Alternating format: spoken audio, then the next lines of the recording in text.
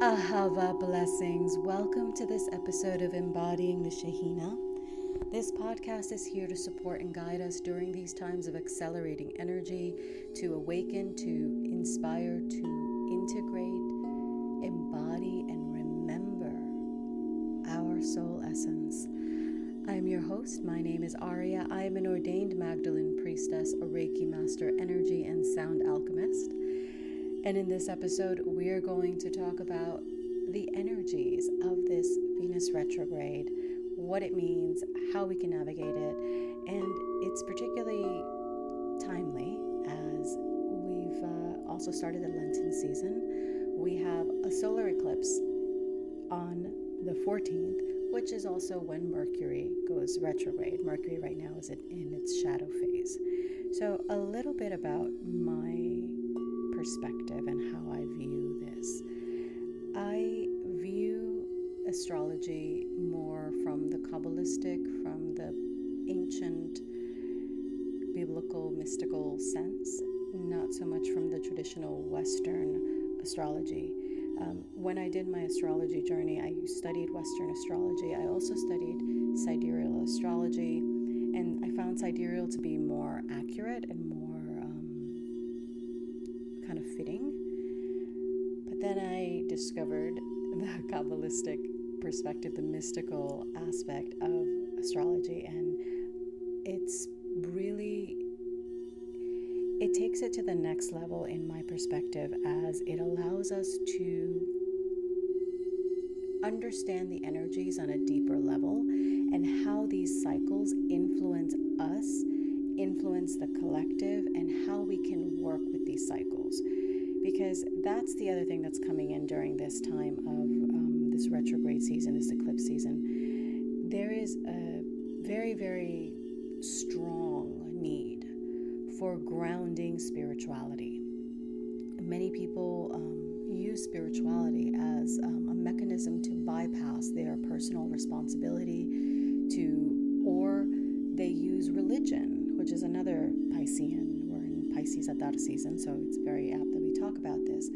Or they use religion to justify certain actions or certain courses, and they don't really understand how their dogmatic approach to life is actually limiting them and preventing you from fully embodying and sharing your soul and your light. So I love the Kabbalistic perspective because it really gives us the broader scope of what these energies mean and how they play into, how they embody different aspects, different frequencies, and how they play into our lives and how we can work and navigate these energies.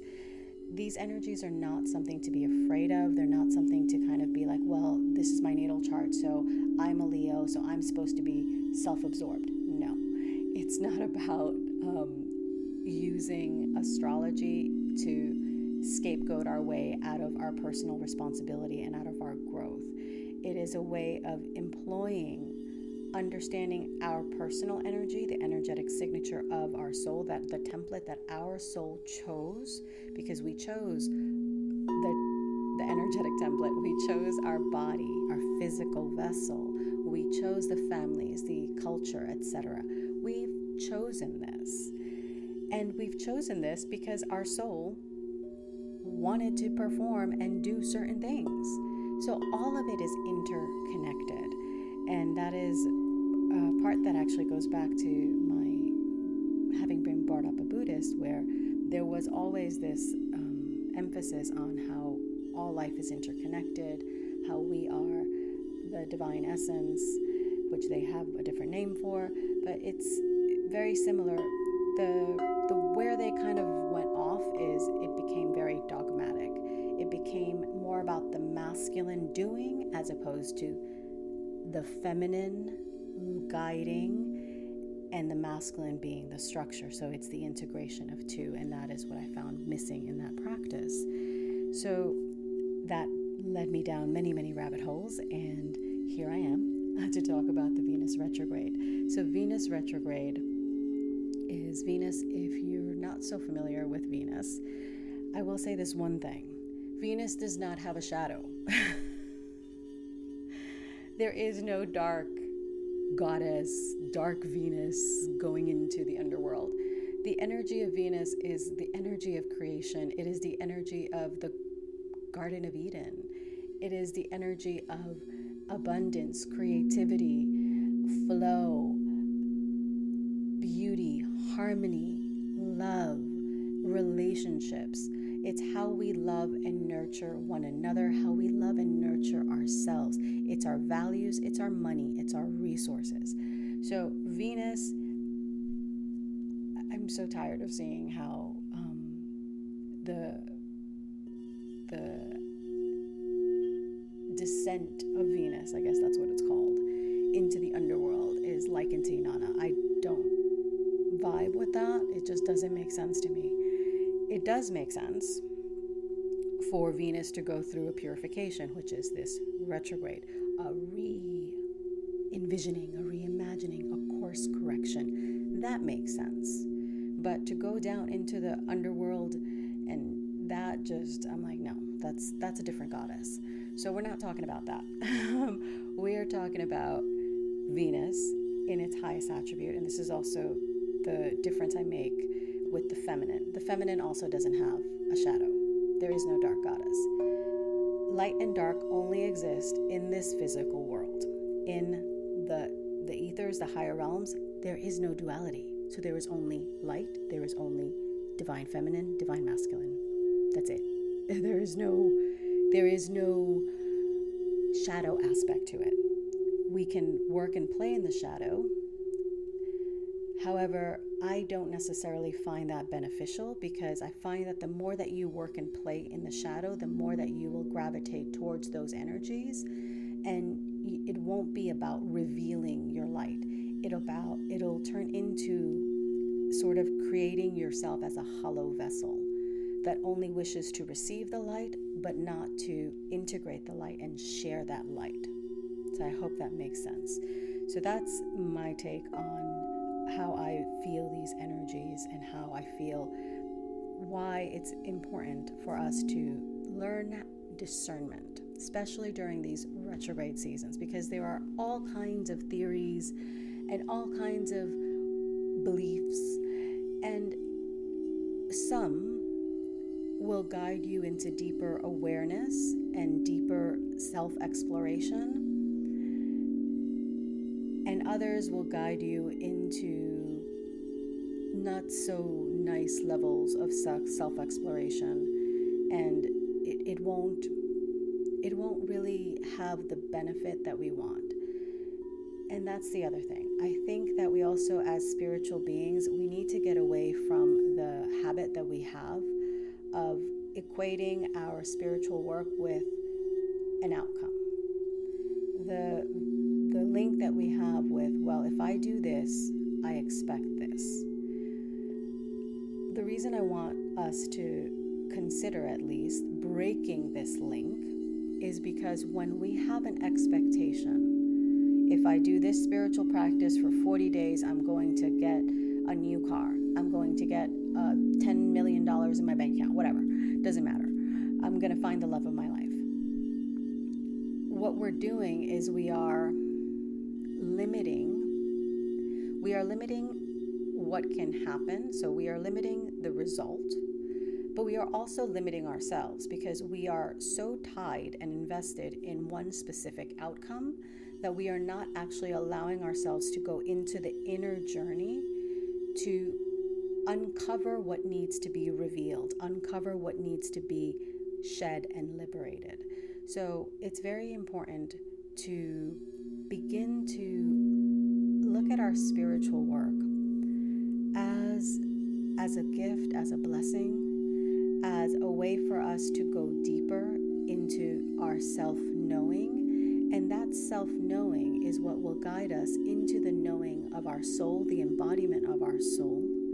And that in that embodiment of this infinite light that we are, that is our true essence, that is how we will shift and transform all of those quote unquote dark spaces in our lives, those blockages, blockages, as my teacher Anna says, are an absence of light. So those spaces within us where we don't think there is abundance, where we don't experience flow, that connection to the light, that preparing the vessel, your physical vessel, your emotional vessel, your spiritual vessel, to receive and channel this light allows you to break through and liberate and transform and transcend whatever karmas, traumas, limiting beliefs, whatever is going on.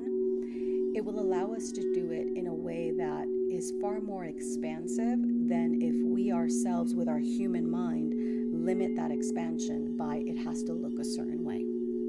Okay? So spirituality is not about, well, if I do this, I'm going to get this. And I think this is what this Venus retrograde is bringing us into. Venus retrograde is a time, it's 40 days. So it's March 1st through April 12th.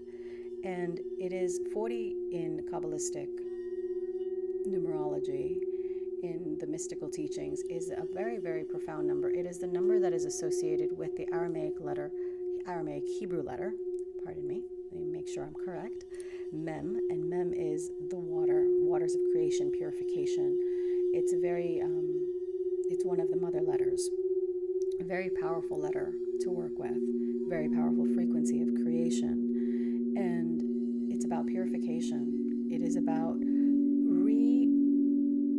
anytime there's a retrograde, not just a Venus retrograde, we are reimagining, re-envisioning, retooling, reconfiguring whatever that planet, that frequency is bringing to us. So in this case, we are reconfiguring our values. We are reevaluating the way that we love, the way that we receive love, our resources, our money, how we are employing it, how we are aligning with the light. Because it's also, Venus is the Garden of Eden. The Garden of Eden is the space of pure creation. It's where everything began. So we're going back to the source, in essence.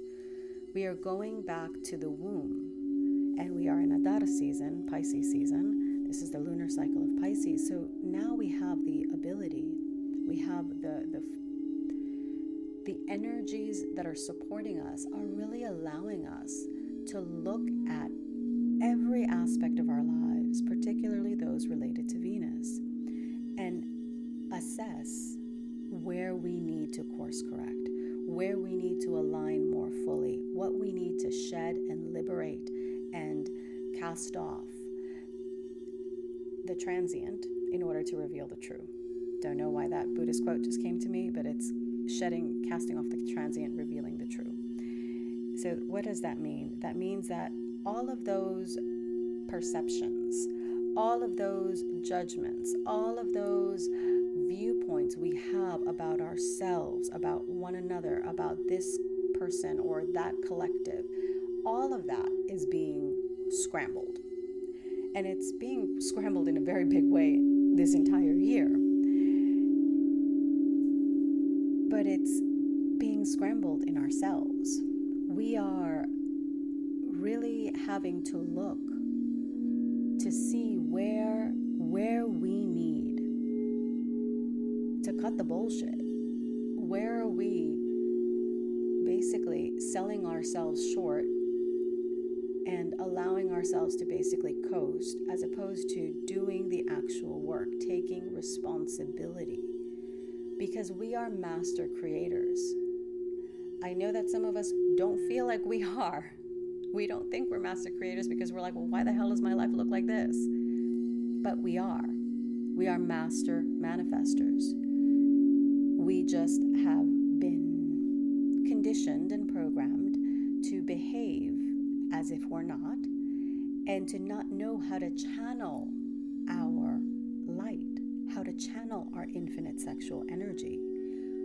We have been disconnected from our bodies, from the earth, from the cosmic realm, from the cycles. When we realign with the cycles, when we learn how energy works, how it flows through us, we begin to pick up on the energetic signature and the harmony that is your soul, that is your light, that is the song that your specific coding of DNA came here to share and transmit. because we didn't come here just to pretend that all is love and light and avoid hard conversations and, not like this person because, they're doing that, or they eat a certain way, or, oh, well, those people over there are evil, but these people over here are good. No, we didn't come here to stand in judgment on our high horse thinking that because we, drink green smoothies or whatever, and we, do an hour of spiritual practice, whatever it is, you can fill in the blanks here. We didn't come here to utilize what we do, who we are, to hold it over other people. That's not true spirituality. True spirituality is an embodied experience. It is something that allows you to elevate beyond your destiny. Because we can choose to live a regular, life where we don't strive for anything other than what we are told to strive for: success, power, money, sex. That's all we strive for. We can live that life, that robotic existence, which is the first level of the soul. Or we can connect to the higher soul, the higher I am, and live an expansive experience. Live a full life where we understand that every trial is not a trial. It's simply a lesson that we are here to master. We are here to master energy. We are here to master our energy, and not from an egoic, self-serving perspective, but in order to enhance creation. We are the sparks of the divine. The divine chose each and every one of us to be incarnate on this earth with certain gifts, with certain tikkuns, corrections that we need to make in this life, in order to expand and experience itself through us. Enhance creation and the collective through us. This is the mission. The mission is to come back into remembering. Come back into your knowing that you are infinite oneness, and move and shift your alignment and your perspective to be shifting and moving from that baseline. If I am infinite abundance, if I am infinite creation, then what actions am I taking? Are they in alignment with knowing myself as the infinite?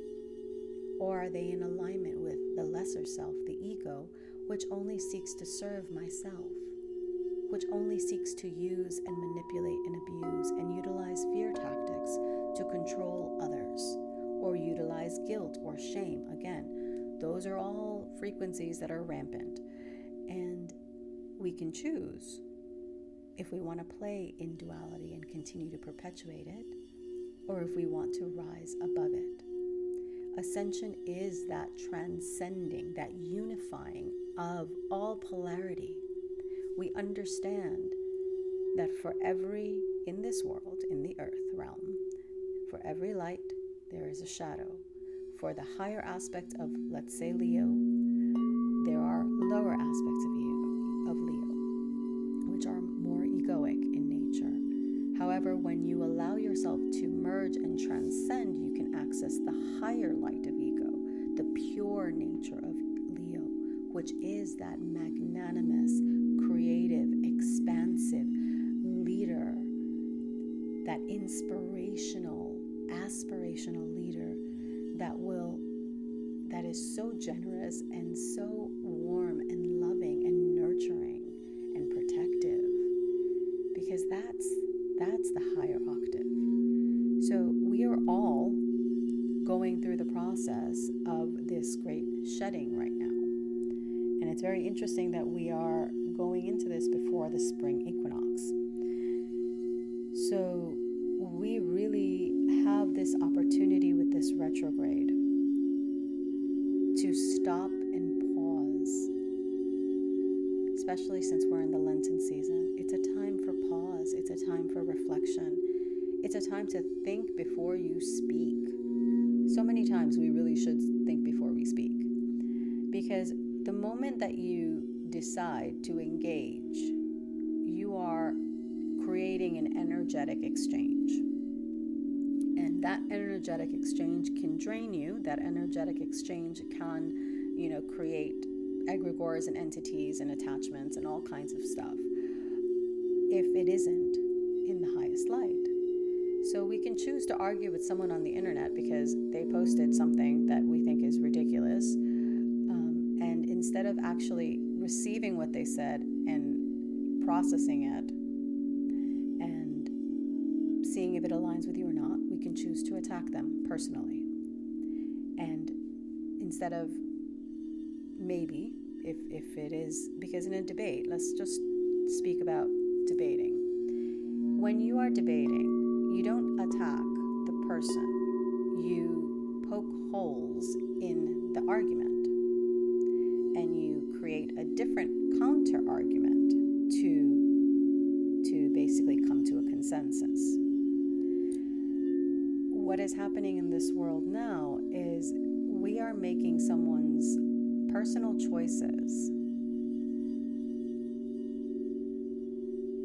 somehow equated to their value, to their worth, and judging them because of what they're doing that is in alignment with how they chose to express in this lifetime. So I hope that you can see how silly it is of us to think that we can look at any other being and sit in judgment. That's not for us. That's not our role. That's not what we're here to do. We're here to come into remembrance and into alignment with our light and to share that light. When we engage in lower frequency behavior like attacking someone for their personal choices or denigrating someone because of their culture or their religion or their background or whatever. I'm not talking about actions because some actions are reprehensible, period, end of story. But to just equate someone because of a characteristic to a negative stereotype it's not even honoring our own light, because we are all mirrors of one another. Now, if someone does something reprehensible, we should call it out. We should acknowledge that that is not the right way to behave. However, we also must remember that that is that individual's soul contract. And if it's something they did to us, we chose. We chose our part in that contract and they chose their part.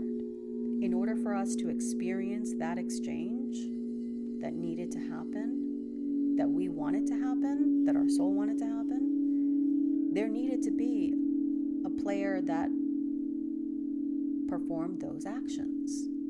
So from that higher perspective, we must learn to honor the contract that we entered into and still choose to transcend it.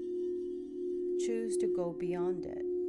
Honor the contract that was made, receive the lesson, and transform it. This is what we are here to do. It's that transformation of a negative into a positive. And we don't do that by hating. We don't do that by vilifying. We don't do that by thinking that I'm the angel, that person's the devil. And for me, in relationships, I can see how this is particularly problematic, because people behave all kinds of effed upness in relationships. I'm sure I've definitely behaved all kinds of effed up, and I'm sure you have behaved all kinds of effed up in relationships, because we all have the potential for great good and great evil in our actions and in our being. We have that infinite potential for both. So we chose whatever negative situation that we went into with that in that relationship. We chose it to grow. In my case, I chose a relationship that was, incredibly one-sided, emotionally, mentally abusive, just horrible, financially abusive. It was horrible. And it took me a lot of work, and it took me at least like a year or two to really be able to honor that soul contract and be like, this is what I chose, and be okay with, I chose that. Doesn't mean I want to relive it. Doesn't mean I want anything to do with this person. I don't even want to ever see this person again. But I honor that this was a lesson that I needed to learn at that point in time. And I honor the gifts that came from that lesson because of that relationship. I honor that I went way deep into my spiritual practice. I went way deep into my work. And I really did the work to uncover whatever last bits of nonsense I needed to clear from myself to really come into a place where now my relationships are completely different. So we have that ability. We have the ability to acknowledge the lessons, to thank that person's higher self for choosing to play that role, and let it rock, let it go. There's no need for us to wait around and see, well, is that person going to forgive? Is that person going to, apologize? Am I going to get the thousands and thousands and tens of thousands of dollars back? Nah. It's not worth it. Because the energy I would spend worrying about that is energy that is better employed by focusing on what I need, how I need to expand, how I need to grow, how I need to deepen my practice and my prayers and my meditations. And that relationship led me to the greatest gift. The greatest gift is how deep my practice is now, how I'm able to travel the world, how I have a beautiful, loving relationship, how our home, and how I'm able to bring these beautiful sound alchemies into the world, how I'm able to channel so many gifts because of that incredibly difficult relationship, and how deeply I had to pull and go within. And I'm sure that if you've had similar circumstances, you've either experienced that transformation yourself or you will experience it. Because this is how we transmute energy. This is how we transform. This is how we elevate our personal frequency to embody and be able to hold and channel and share and birth more of our light. And this is what Venus is. Venus is the morning star, the evening star. Venus is the brightest star. Venus is our light. It is that light that we are, that infinite self. Venus is the beauty and the harmony that we create with our words, with our actions, with our thoughts. Every time during these times, because we're going to be very, very triggered, we need to look, pause, and actually look and ask ourselves, is this in alignment with the light? Is this in alignment with the highest expression of my soul? Is it worth it for me to engage in this conversation when I know that that person is not going to hear me?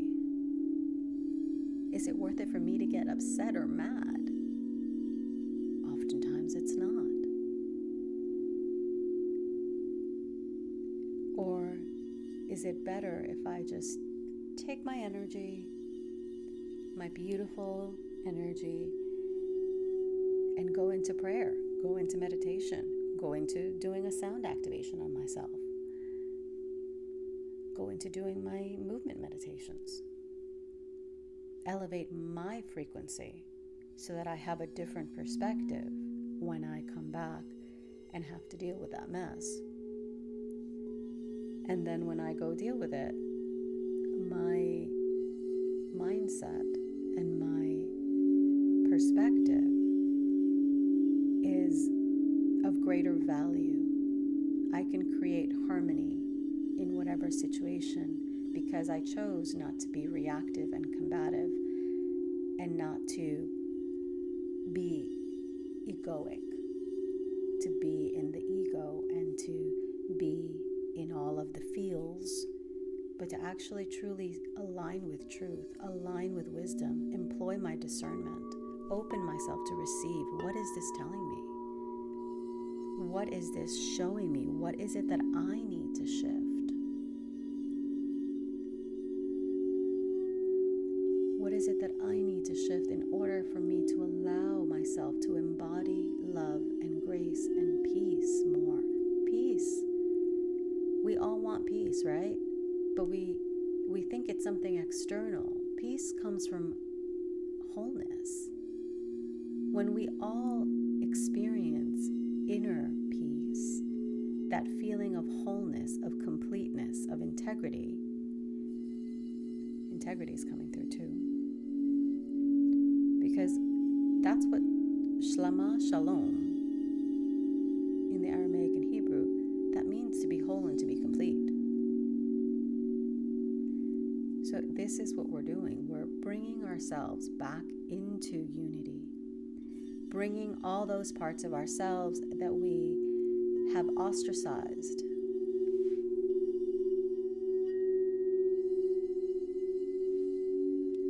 And we're bringing all these parts in love and union into our heart so we may rise and align more fully with our soul, with our light, with the divine, as we are all aspects of the divine. We're all sparks of the divine. So employ this time wisely. Allow it to grace you with creativity, with beauty, with love, with understanding, with compassion, with forgiveness, wherever you need to forgive. Even if it's forgiving yourself. We are often the hardest on ourselves, and that relationship with ourselves is the most important relationship. That relationship between you and the divine, you and your soul, which is the divine, that is the most important relationship we can nurture and nourish during this retrograde season. Really that connection to ourselves, that knowing that we are infinite consciousness and that we are here for a reason. We are here to share our light, to share our gifts. We are here to transform and transcend any limitation we have, every limitation. We're here to transform and transcend. And it's a choice. We can choose to do that, or we can choose to remain asleep.